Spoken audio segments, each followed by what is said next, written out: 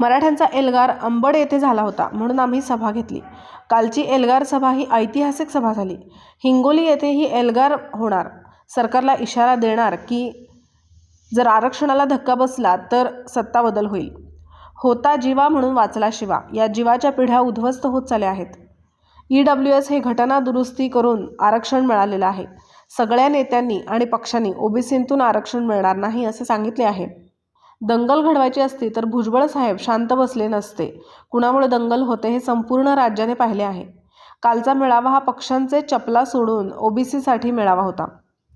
नेत्यांच्या अडचणी असू शकतात. वैयक्तिक अडचणींमुळे जर कुणी आले नसेल तर मेळावा काही थांबला नाही.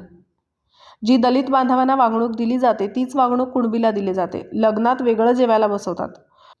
ओबीसीमध्ये मराठा समाजाला घेता येत नाही. जे असे काही करण्याचा प्रयत्न केला तर आम्ही कोर्टात जाऊ. आरक्षणाला धक्का लावणारा कायदा असेल तर आम्ही आव्हान देऊ. महिला पोलिसांना मारहाण झाली तर आयोगाने चौकशी केली. उपमुख्यमंत्री यांनी माफी मागितली तरी गुन्हेगाराने माफी मागावी. ओबीसी संख्या हो प्रत्येक मतदारसंघात 60% आहे.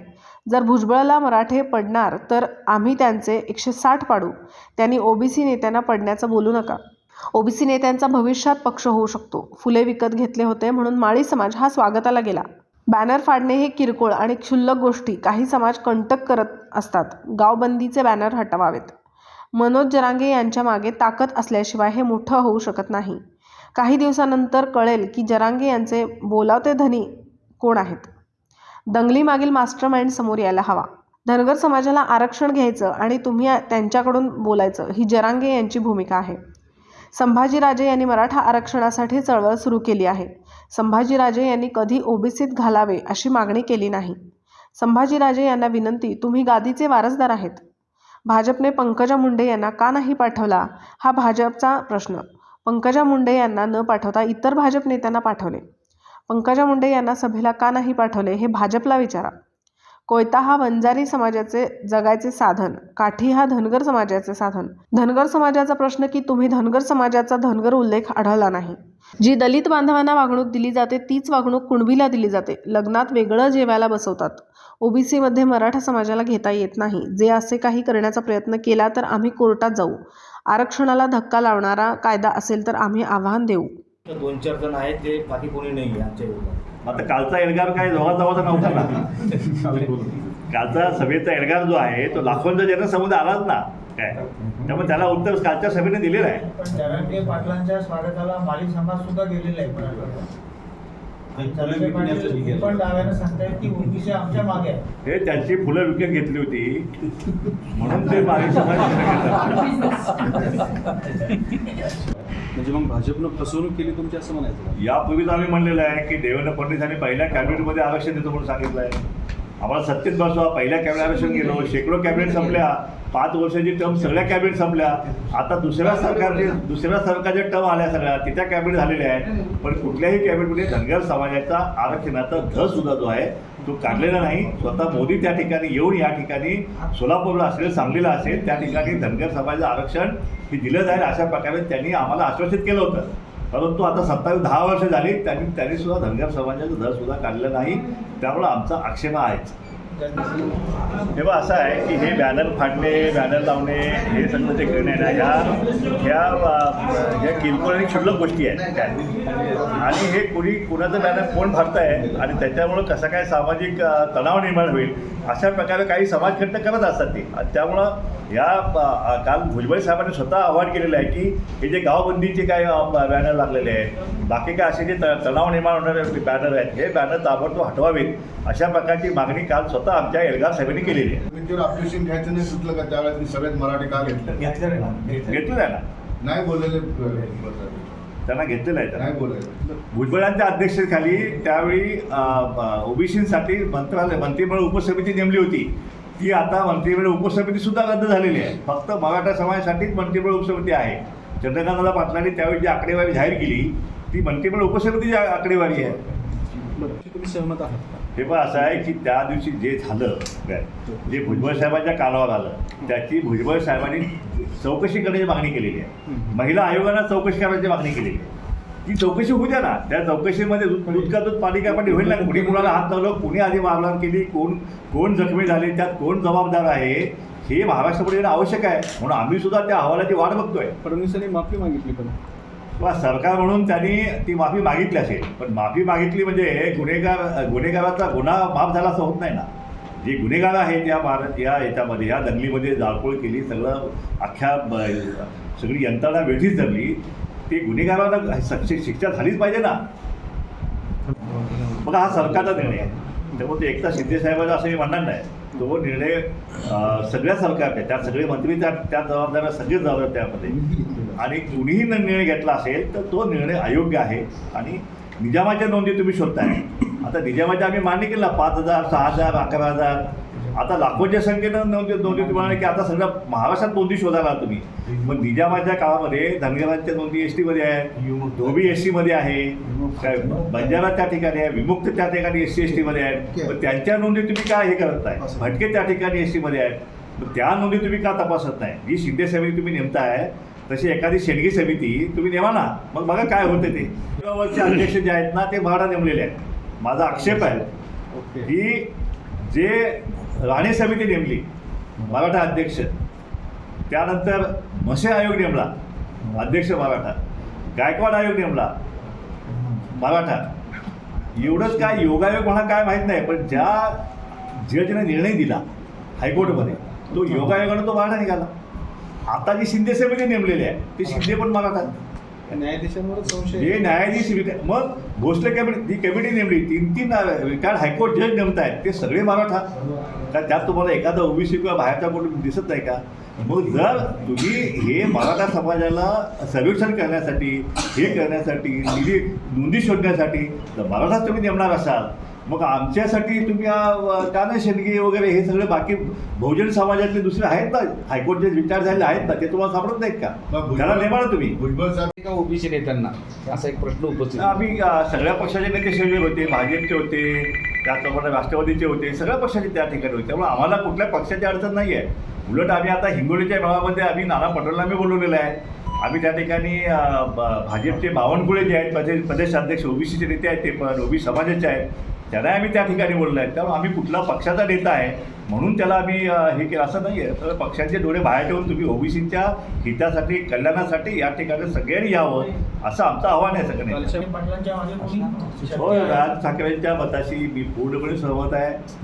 इतके मोठं आंदोलन जे आहे की एखादी शक्ती जी आहे ती पाठीमागे असल्याचं इतकं मोठं आंदोलन जे आहे ते उभारणं तसंच कठीण आहे. आत्ता तरी प्रथमदर्शी दिसत आहे की जरांगेच्या पाठीमागं मराठा गावगाड्यातला मराठा समाज उभा असे दिसतंय. पण काही कालांतरानं जे आहे ना हे सगळं सत्य जे आहे ते बाहेर येणारच आहे. आता आम्ही त्यावरती भाष्य करणार नाही, परंतु नक्कीच हे जे आहे या सगळ्या आंदोलनामागे कुणी बोलवता धनी आहे का हेही आपल्याला कळलेलंच आहे. जे हल्ले झाले जातात त्या हल्ल्यामागे अगदी नियोजनबद्ध हल्ले, पेट्रोल बॉम्ब घेऊन हल्ले, नंबर टाकून हल्ले, ह्याचं घर पेटवा, त्याचा हॉटेल पेटवा, आता त्याचा नंबर, आता ह्याचा नंबर, हे सगळं जे झालेलं आहे त्याचासुद्धा मास्टर माइंड जो आहे तो अजूनपर्यंत सापडलेला नाही.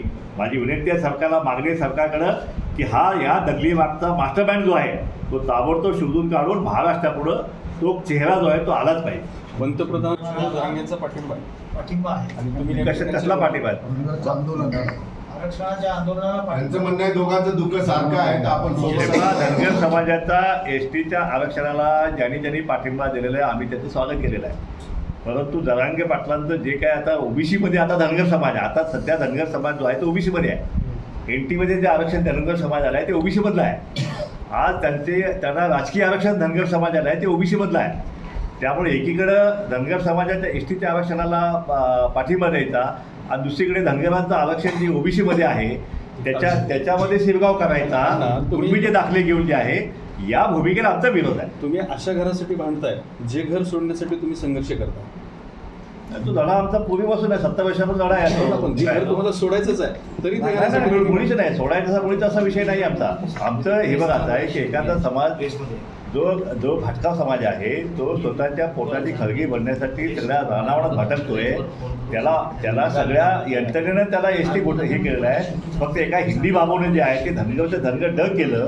कारण हिंदीमध्ये जो शेवटचा शब्द र येतो तो लिहिताना ड लिहिला जातो आणि या हिंदी बाबूने तो ड लिहिला तो आमच्या बोकांनी बसला आणि 4 पिढ्या धनगरांच्या या ठिकाणी मातीत गेलेल्या आहे. त्यामुळे तो लढा जो आहे तो लढा धनगरांचा हा चालूच राहणार आहे. जोपर्यंत एस टी मिळत नाही आहे तोपर्यंत धनगरांचा एस टी आरक्षणाचा लढा जो चालूच राहणार आहे. पण जोपर्यंत एस टी मिळत नाही आहे तोपर्यंत धनगर समाज जो आहे ओबीसीचं आरक्षण जे आहे त्याचं संरक्षण जे आहे ते घेतल्याशिवाय राहणार.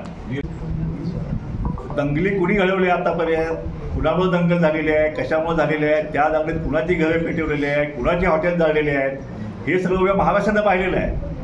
भुजबळ साहेबांना दंगल घडवायच्या भुजबळ साहेब शांत बसले नसते. त्यांनी फक्त आदेश द्यायची बाकी हे होती.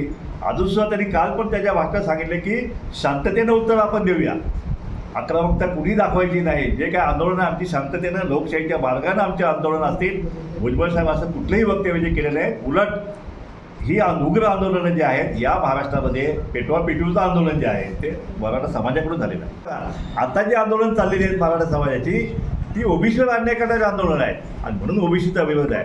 तुम्ही सांगा ना, उद्या आम्हाला घटना दुरुस्ती करून 50% आरक्षण जे आहे ते 65% करा, आम्ही तुमच्यासोबत खांद्याला खांदा लावून लढू. परंतु हे मागणी राहिली बाजूला. आणि दुसरी जी आहे या ठिकाणी आता ओबीसीमध्ये मागण्याचं आंदोलन जे आहे ते सुरू झालेलं आहे. सगळ्या नेत्यांनी नाही म्हणून सांगितलं आहे, सरकारने नाही म्हणून सांगितलेलं आहे. सगळे पवारसाहेब असतील, अजितदादा असतील, एकनाथ साहेब एकनाथ शिंदे मुख्यमंत्री असतील, शिंदेसाहेब आहेत, त्यानंतर फडणवीस साहेब आहेत, सगळ्या पक्षाच्या सगळ्या नेत्यांनी सांगितलं ओबीसीला धक्का लावायचा नाही आणि मराठ्याला आरक्षणाला हे ओबीसीला धक्का न लावता वरचं आरक्षण देण्यात यावं. जे त्यांचं कोर्टात गेलेलं आरक्षण आहे ते टिकवण्यासाठी ते सरकार कटेमध्ये सरकारवर सांगण्यात आलेलं आहे. तरीसुद्धा जे आहे मराठा समाज त्यांची मागणी सोडायला तयार नाही आहे. आणि म्हणून हे महाराष्ट्रातलं हे जे सामाजिक जे विभाजन जे सुरू आहे त्याचे जे वातावरण सुरू झालेलं आहे मराठा आणि ओबीसी हा वाद जो सुरू झालेला आहे तो वाद अजूनपर्यंत मिटलेला नाही आहे. आणि म्हणून आम्हाला अतिशय सतर्क राहणं आवश्यक आहे. म्हणून आमचे एल्गार मेळावे, आमचे मोर्चे आम्ही मागं साहेब दिवाळीनंतर आपले हे सर्व सुरू होणार आहे. आणि आता पहिली सभा आता झालेली आहे. आता हिंगोलीची सभा, त्यानंतर पश्चिम महाराष्ट्रात आमचे 2 मोठे मेळावे त्यानंतर होणार आहेत. प्रत्येक तालुक्यातला जे आहे 25-25, 50-50 हजारचे मोर्चेसुद्धा प्रत्येक तालुक्यामध्ये या ठिकाणी होणार आहेत. या ठिकाणी आमचे कोकणातले नेते आमचे या ठिकाणी उपस्थित आहेत. चंद्रकांत बावकर साहेब, रत्नागिरीला सुद्धा आमचा महामेळावा जो आहे त्या ठिकाणी होणार आहे. या ओबीसी चळवळीतला पहिला मेळावा जो आहे, पहिला मोर्चा 1 लाखाचा रत्नागिरीने घेतला होता. आता पुन्हा त्याच्या दुप्पट जे आहे तो मेळावा जो आहे तो रत्नागिरीमध्ये सुद्धा आमचे कोकणी बांधव जे आहेत ते घेऊन हा कुणबी दाखल्यांचा जो हा सरकारचा प्रयत्न आहे किंवा मराठा सगळे मागणे आहे ह्याला कोकणातला कुणबी समाज जो आहे पूर्ण ताकदीनिशी विरोध केल्याशिवाय स्वस्थ बसणार नाही आहे. सरकारने यापूर्वी भूमिका स्पष्ट केलेली आहे की आम्ही ओबीसी आरक्षणाला धक्का लावणार नाही. ही सरकारची भूमिका आहे, त्यात सगळ्या पक्षांची भूमिका आलेली आहे. त्यामुळं आरक्षणाला धक्का जो आहे ते लावणार नाहीत असं आश्वासन दिलं आम्हाला त्यांनी. पण जे सरकारकडून आम्हाला जे सांगण्यात आलेलं आहे की मराठा समाजाला आरक्षण जे कोर्टामध्ये टिकलेलं नाही आहे सुप्रीम कोर्टामध्ये ते आरक्षण टिकवण्यासाठी ती प्रक्रिया किती आहे ती प्रक्रिया करून आम्ही मराठा समाजाला टिकणारं आरक्षण देणार आहे, कोर्टात टिकणारं आरक्षण देणार आहे अशी भूमिका जी आहे ती राज्य सरकारची आहे. पण अधिवेशनामध्ये नवीन कायदा आणण्यासाठीचा विचार सुरू आहे असं कळतं. बघा, कुठलाही कायदा जर ह्या घटनेविरुद्ध असेल किंवा आमच्या आरक्षणाला धक्का लावणारा त्याच्यामध्ये काय एखादं कलम असेल तर त्या कायद्याला नक्कीच आम्ही आव्हान दिल्याशिवाय राहणार नाही. कुणबी बाबू हे बघा, जो शेतमजूर आहे जो वेठबिगार आहे, जो शेतीमध्ये मोलमजुरी हमाली करतो तो कुणबी आहे.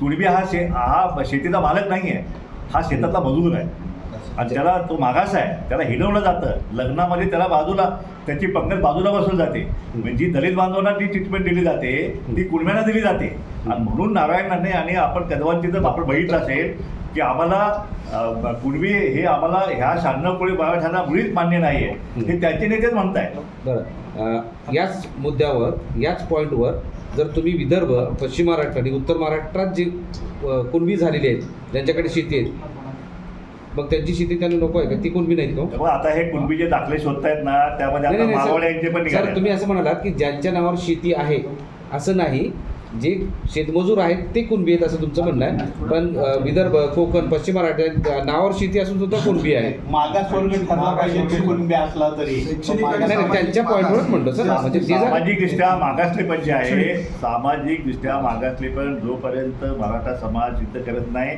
त्यामुळे नुसतं सर्टिफिकेट घेऊन जे आहे, सर्टिफिकेट घेऊन पण मागास होत नाही आहे. सगळ्या आयोगाने त्यांना मागासले नाही म्हणून सांगितलेलं आहे, सुप्रीम कोर्टाने मागासले पण नाही म्हणून सांगितलं आहे.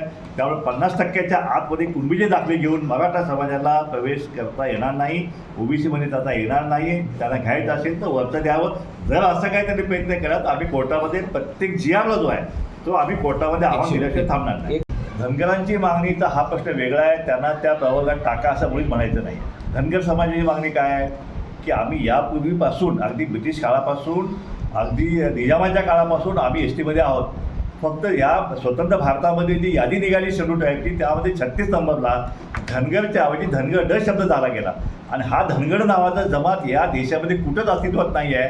ह्या वरच्या 4 राज्यांनी सुद्धा सिद्ध झालेलं आहे. इथं सुद्धा विधानसभेमध्ये महाराष्ट्र शासनानं जाहीर केलं आहे की धनगर नावाचं कुटुंब या महाराष्ट्रात एक सुद्धा नाही आहे.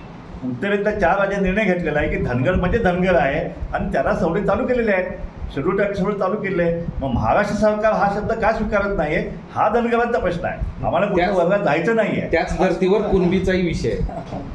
तेव्हा कुणबी आणि मराठा हा विषय जो आहे तो फार वेगळा विषय आहे. आता आमचे कुणबी ते आमचे या ठिकाणी नेते आहेत, त्यांनी स्पष्टपणे सांगितलेलं आहे की कुणबी आणि मराठा याचा रोटीबेटी व्यवहार होत नाही आहे. कुणबी हा तिथं एकदम क्षुद्र असा त्या ठिकाणी वावरतो आणि मराठा जो आहे तो जमीनदार आणि वतनदार जो आहे तो उच्च समाज आहे. फरक आहे. कुणबी मग कशाला म्हणायचं? तुमची कुणबीची कन्सेप्ट काय? जी मराठा समाजाची जी कुणबीची व्याख्या जी आहे की जो शेतकरी तो कुणबी आणि जो कुणबी तो ओबीसी, हा जो पॅटर्न जो आहे ह्या पॅटर्नला आमचा विरोध आहे. हे काही सत्य नाही आहे. झाले काल ओबीसीच्या मेळाव्यामध्ये जायचं कुणी हे पक्षानं आधीच ठरवलं होतं असं त्यांचं स्पष्टीकरण आलेलं आहे. त्यामुळं अडचण होती काय पक्षाला असं बोललं जातं? बघा असं आहे, हा भाजपचा अंतर्गत प्रश्न आहे, ह्याच्याविषयी मी काही जास्त बोलू शकणार नाही. आता त्यांचं ट्विट आलेलं आहे की भाजपकडून दुसरे नेते पाठवलेले आहेत म्हणून ते आलेले नाही आहेत काय. त्यामुळं हा भाजपचा अंतर्गत प्रश्न आहे, कुठल्या नेत्याला पाठवायचं कुठल्या नाही पाठवायचं. पण एखादी कालचा मेळावा होता तो पक्षीय दोरे बाहेर ठेवून फक्त ओबीसीसाठी सगळ्या नेत्यांनी एकत्र येण्याचा हा मेळावा होता. पण ओबीसीच नेते जर प्रमुख राज्यातले प्रमुख ओबीसीच नेते इथं उपस्थित नाही राहू शकले तर तो ओबीसीचा सगळ्यात पक्षांच्या ओबीसीचा मेळावा कसं म्हणता येईल? बघा असं आहे की ह्या मराठा आंदोलनाच्या पार्श्वभूमीवर इतकी मोठी दहशत जी आहे ती महाराष्ट्रामध्ये झालेली आहे. आमच्या काही नेत्यांच्या काही अडचणीसुद्धा असू शकतात, त्यामुळे आम्ही काही ते जास्त बनवायला घेत नाही आहे. कुणा एका नेत्याची वैयक्तिक समजा एखादी अडचण असेल आणि त्यामुळे एखादा नेता येऊ शकणार नसेल तर त्यामुळे आपली चळवळ थांबणार नाही आहे, चळवळ चालणारच आहे. कालचं धनंजय मुंडे पण आले, मेळावा होता. धनंजय मुंडे पण आले. धनंजय मुंडेंना माझ्या मते आमंत्रण ह्या मेळाव्याचं नव्हतं अशी माझी माहिती, आम्ही त्यांना बोलवलं नव्हतं. हा जो मेळावा होता हा मेळावा ओबीसी नेत्यांचा होता का सगळ्या पक्षांच्या नेत्यांचा होता असा प्रश्न निर्माण होतो. कारण पंकजा मुंडे म्हणाल्या की भाजपनं अधिकृतपणे 3 नेत्यांना त्यांच्या मोर्चासाठी कालच्या मेळाव्यासाठी पाठवलं होतं. हा कालचा जो मेळावा होता तो ओबीसींचा, महाराष्ट्रातील ओबीसींचा एल्गार मेळावा होता, त्यामुळे सगळ्या पक्षाच्या सगळ्या नेत्यांना पाचारण केलं गेलं होतं. आता भाजपने पंकजाताईंना का नाही पाठवलं हा भाजपचा अंतर्गत प्रश्न आहे. बाकीच्या नेत्यांना पाठवलं, त्या ठिकाणी माझ्यामध्ये 2 आमदार त्यांचे त्या ठिकाणी उपस्थित होते, एक माजी खासदार त्या ठिकाणी उपस्थित होते, गोपीचंद उपस्थित होते. ह्या पंकजाताईंना सोडून ह्या नेत्यांना का पाठवलं हा प्रश्न आपण भाजपच्या नेत्यांना विचारलं बरं होईल. असं वाटतं की भुजबळ यांनी काल लिमिट सोडलेली आहे. ज्यावेळेस मी पहिल्यांदा भुजबळांना भेटलो होतो तेव्हा असं वाटलं होतं की शाहू महाराजांचे ते चांगले अभ्यासक आहेत. मग आता मला पश्चाताप होतोय आणि आता भुजबळांनी काल तर लिमिटच सोडले असं म्हणतो. कोण म्हणले असं? छत्रपती संभाजी. बघा संभाजीराजे हे मराठा आरक्षणासाठी त्यांनी चळवळ उभा केली, त्यांनी उपोषण आंदोलन केली, पण त्यांनी आतापर्यंत कधी ओबीसीमध्ये ह्या मराठा समाजाला घाला किंवा ओबीसीचं आरक्षण काढून मराठा समाजाला द्या अशा प्रकारची मागणी जी आहे ती संभाजीराजेंनी केलेली नाही. त्यामुळं सामाजिक न्याय जो आहे तो हे छत्रपती शिवाजी महाराजांचे हे वारसदार आहेत, ते गादीचे वारसदार आहेत. त्यांनी विचाराचा वारसा अजून तरी त्यांनी सोडलेला नाही आहे आणि त्यामुळं ओबीसी बांधव जे आहेत त्यांचा विश्वास अजूनही राजघराण्यावरती आहे. आणि अशा प्रकारे आमचे नेते जे आहेत छगन भुजबळ साहेब आहेत, छगन भुजबळ साहेब जे आहेत त्यांच्यावरती वैयक्तिक टीका मराठा समाज नेते करत होते, त्यावेळी संभाजीराजेंनी सुद्धा त्यावेळी त्यांची भूमिका त्यांनी स्पष्ट करणं आवश्यक होतं. मग आता भुजबळ साहेबांनी त्यांची भूमिका स्पष्ट केल्यानंतर आता संभाजीराजे बोलत आहेत. संभाजीराजेंना माझी विनंती आहे की आपण छत्रपती महाराजांचे आपण गादीचे वारसदार आहे, विचारांचे सुद्धा वारसदार जे आहे आपण असायला पाहिजे आहात, अशी आमची भूमिका आहे. आणि त्यामुळं ओबीसी नेत्यांच्यावरती एखादी भूमिका जर स्पष्ट केली असेल तर त्या बाबतीत काय वाईट वाटून घ्यायला नको अशी आमची त्यांना विनंती आहे. राज्यातील मराठा आरक्षणानं जे उग्र रूप धारण केलं होतं आणि त्याच्यामध्ये आमदारसारखे लोकप्रतिनिधींची सुद्धा घरं, बंगले आणि मोठमोठ्या ओबीसीच्या नेत्यांची सुद्धा कार्यालय, त्याची हॉटेल्स हे जाळण्यात आली आणि त्यामुळं एक अतिशय दहशतीचं आणि भीतीचं वातावरण जे आहे ते या वाड्या वस्त्यावरच्या सगळ्या आमच्या ओबीसी बांधवांच्या मध्ये एक भीतीचं वातावरण त्यावेळी निर्माण झालं होतं. हे वातावरण जे आहे हे वातावरण त्या मानसिकतेतून ओबीसी समाजाला बाहेर काढण्यासाठी काल आमच्या सगळ्या ओबीसी नेत्यांनी ओबीसी एल्गार महामेळावा अंबड या ठिकाणी घेतला. अंबड या ठिकाणी का घेतला तर याच अंबडमधून हा मराठाचा एल्गार जो आहे तो त्या ठिकाणाहून सुरू झाला होता आणि म्हणून ही सभा जी आहे आम्हाला अंबडमधून सुरू करावी लागली. व्यासपीठावर ओबीसीच्या सगळ्या पक्षाचे सगळे नेते मंडळी जे आहेत पक्षीय जोडे बाजूला ठेवून ओबीसीच्या आरक्षणाचं संरक्षण करण्यासाठी एकत्रितपणे झालेले उभ्या महाराष्ट्रातील ओबीसी आणि या सगळ्या भटक्यामुक्त समाजाच्या मंडळींनी पाहिलेली आहे. आणि त्यामुळे एक सुरक्षिततेची लाट जी आहे ती या समाजामध्ये जाऊ शकली. कारण रात्री बेरात्रीसुद्धा या सरकारनं मराठा आरक्षणासाठी कुणबियांचे दाखले देण्यासाठी GR काढण्यात आले आणि त्यामुळं अशी एक भीती होती की कधी या मराठा आरक्षणाच्या दडपणाला बळी पडून या ओबीसीच्या आरक्षणाचा घास तर हे सरकार घेणार नाही का, या ओबीसीच्या आरक्षणाचा घास तर हा मराठा समाज घेणार नाही का. आणि अशा अवस्थेमध्ये कालचा एल्गार सभा जो आहे, कालच्या एल्गार सभेमुळे ही सगळी भूमिका जे महाराष्ट्रातल्या सामाजिक न्यायाच्या चळवळीतला सगळ्यात मोठी ऐतिहासिक सभा जी आहे ती काल झालेली आहे. आणि खऱ्या अर्थानं या महाराष्ट्रामध्ये आता इथून पुढं सामाजिक न्याय जो आहे, सामाजिक न्याय या समाजाला, जो दलित समाज असेल, जो पीडित समाज आहे, याला आता सामाजिक न्याय नाही म्हणण्याची हिंमत जी आहे ती कुठल्याच सरकारमध्ये होणार नाही. महाराष्ट्रामध्ये आपण हे केलेलं आहे, पाहिलेलं आहे की ती गुन्ह्या गोविंदाने सगळ्या जमाती एकत्रित नांदत होत्या. पण ह्या सगळ्या नवीन भूमिकेमुळं 58 मोर्चे झाले पण सामाजिक सगळं बिघडलं नाही. मराठा समाजाच्या 58 मोर्चांना पाठिंबा दिला सगळ्यांनी, भटक्यामुक्तांनी दिला, धनगर समाजाने दिला, ओबीसीने दिला. परंतु ज्यावेळी सुप्रीम कोर्टाची केस हारल्यानंतर मग आता आपल्या मराठा नेत्यांनी भूमिका बदलली आणि त्यांनी सांगितलं की आता आम्हाला ओबीसीमध्ये पाहिजे. आणि त्याच्यामुळे हे सामाजिक सलोखा जो आहे तो बिघडण्याचं काम या महाराष्ट्रातलं ह्या अशा मागणीमुळे झालेलं. या प्रश्नावरती नजीकच्या काळामध्ये ओबीसीचा एखादा राजकीय पक्ष स्थापन होऊ शकेल का? तेव्हा कसं आहे की ही मागणी जी आहे ही प्रत्येक कार्यक्षेत्राच्या प्रत्येक वाड्या वस्त्रोळात होत आहे की गेली 70-75 वर्षे ओबीसीला टार्गेट करून जे आहे टार्गेट करून पाडण्यात आलेलं आहे. आता धनगर समाजात घ्या, आता 15-15, 16 आमदार होते, कुणब्यांचे 8-10 खासदार आमदार होते, आता किती आहे? कुणब्यांचे 0, धनगराचा एकच फक्त शिल्लक राहिलेला आहे. भटक्यामुक्ताचा 1 नाही, वडराचा 1 नाही आहे, काय काढायचा कोणीच नाही आहे काय. मग ही आता किती वर्ष सहन करणार आहे? त्यामुळे अशी जर मागणी आली की ओबीसीचा स्वतंत्र पक्ष झाला पाहिजे आणि ओबीसीचे स्वतंत्र जे आहे स्वतंत्र आमदार निर्माण झाले पाहिजेत, तर त्यात काय त्यात चुकीचं काय आहे? शक्यता आहे का? होऊ शकेल, हे होऊ शकेल, हे होऊ शकेल महाराष्ट्रामध्ये. जरांगे पाटील याद राखा असं विधान केलं तर याच्यामुळे जातीय तेढ निर्माण होत नाही का? नाही, कसं आहे की कोयता हा वंजारी समाजाचं हे जगण्याचं साधन आहे. नंतर धनगर समाजाचं काठी आहे, त्या धनगर समाजसुद्धा ऊस तोडलेला जो जातो तो पण कोयता घेऊनच जातो ना. पण समजा आता हे महाराष्ट्रामध्ये सुरू आहे, मी घरं पेटवणं आणि हे करणं. एका गावामध्ये तर काल भुजबळ साहेब उदाहरण दिलं की एका नाभिक समाजाच्या घरावरती हल्ला झाला का तर त्याने मतदान दिलं आहे म्हणून. ह्यावेळी त्यांचं संरक्षण करणे जबाबदारी कोणाची आहे? ही सरकारची आहे. आणि जर सरकार जर करू शकत नसेल मग आमच्याकडे दुसरा पर्याय नाही ना, आमचं संरक्षण आम्हाला करावंच लागेल. मग हातात जे शस्त्र असेल त्या शस्त्राचा वापर शेवटी आम्हाला भीती दाखवण्यासाठी पण करायलाच पाहिजे ना. तुमची सभा नेमकी किती एकरवर होती त्याच्यावरून सोशल मीडियात चर्चा सुरू आहे, तर तुम्ही काय सांगाल, काय खुलासा कराल, नेमकी किती एकरवर होती सभा? सोशल मीडियात काय चर्चा आहे? नाही, कोणी म्हणतो 20 एकर, कोणी म्हणतो 22 एकर, कोणी म्हणतो 40 एकर. ते पहा ते मैदान जे आहे सगळं संपूर्ण मैदान 100 एकराचं मैदान होतं. पण ते 100 एकराचं मैदान ओसांडून बाहेर कित्येक किलोमीटर बाहेर लोक थांबले होते आणि 2-3 किलोमीटर बाहेर अजून लोक थांबले होते. आणि आमच्या ह्या समाजात एकरात बिकरात मोजता येणार नाही आहे काय. आमची गर्दी ते आमचे उच्चांक जे आहेत ते अजून होणार आहेत. त्यामुळे कृपया आमच्या समाजाला एकरात मोजू नये. ही सभा तर फक्त झाकी आहे. अभी ओबीसी का एल्गार और बहुत कुछ बाकी है. आता ह्याच्यानंतर हिंगोलीची सभा जी आहे ती 26 नोव्हेंबरला होत आहे आणि त्या हिंगोलीच्या सभेचे नियोजन आता सुरू झालेलं आहे. आणि ही सभा जी आहे ती आता अंबडीपेक्षा सुद्धा मोठी सभा होणार आहे. आणि अशा प्रकारे हा ओबीसीचा एल्गार जो आहे त्या हिंगोलीच्या याच्या सभेमध्ये सुद्धा सगळ्या पक्षांचे सगळे नेते जे आहेत ते त्या ठिकाणी येणार आणि ओबीसी समाजाला आश्वस्त करणार आणि सरकारला इशारा देणार की कुठल्याही परिस्थितीत ओबीसी आरक्षणाला जर धक्का लावायची हिंमत या सरकारने केली तर या महाराष्ट्रामध्ये सत्ता बदल हा नक्कीच आहे. या सरकारला खाली खेचण्याची ताकद जी आहे ती या ओबीसी समाजामध्ये आहे. त्याची चुणूक जी आहे या महाराष्ट्रानं पाहिलेली आहे, सरकारनं पाहिलेली आहे आणि उभ्या देशानं सुद्धा पाहिलेली आहे.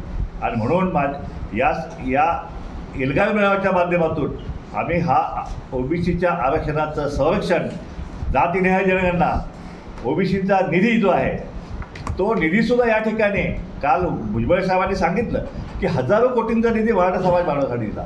आमचं म्हणणं नाही आहे की त्यांना दिलं गेलं पाहिजे, पण आम्हाला निधी का देत नाही? आमची मुलं का सवतीची आहेत का? आम्ही या महाराष्ट्र नागरिक आहेत का? या स्वराज्यामध्ये या ओबीसींचा काय वाटा आहे की नाही? होता जीवा पण वाचला शिवा काय. हा जीवाच्या आता ह्या सगळ्या पिढ्या ज्या आहेत या महाराष्ट्राला उद्ध्वस्त होत चाललेल्या आहेत. आणि म्हणून या ठिकाणी आता ओबीसी महाराष्ट्रातला संपूर्ण ओबीसी आता एकत्रितपणे एक संघटितपणे जे आहे हे आंदोलन जे आहे महाराष्ट्रामध्ये उभा राहणार आहे. आमचा मराठा आरक्षणाला विरोध नाही हे मी वारंवार सांगितलेलं आहे. आणि हे जे मराठा आरक्षण जे आहे 50% वरती वेगळं आरक्षण करून जी सकल मराठा 58 मोर्चाची मागणी आहे तिलाच आमचा पाठिंबा आहे.